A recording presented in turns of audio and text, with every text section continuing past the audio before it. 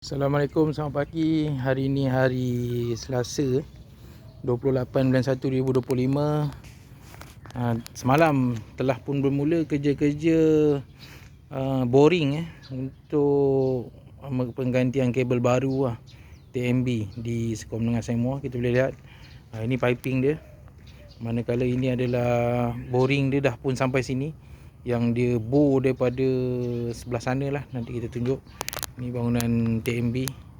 Okey, di sebelah sana tu, non di belakang kot sana telah pun sampai. Jadi dia lalu sini ni, ada bekas laluan dia ni.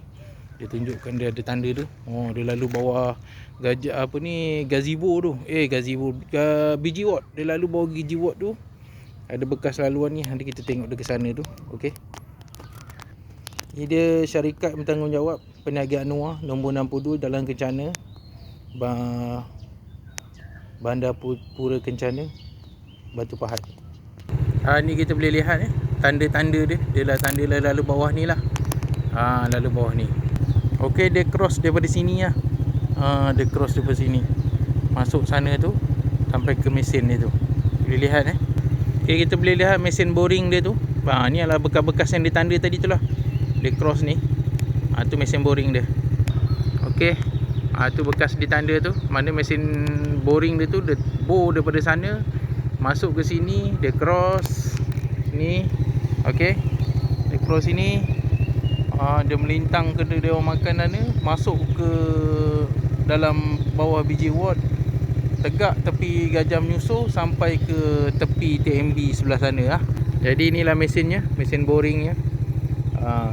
Dah pun sampai pun sana tadi. Jadi dia tinggal tarik balik je lah. Lepas ni dia akan tarik dia akan tarik piping tu lah.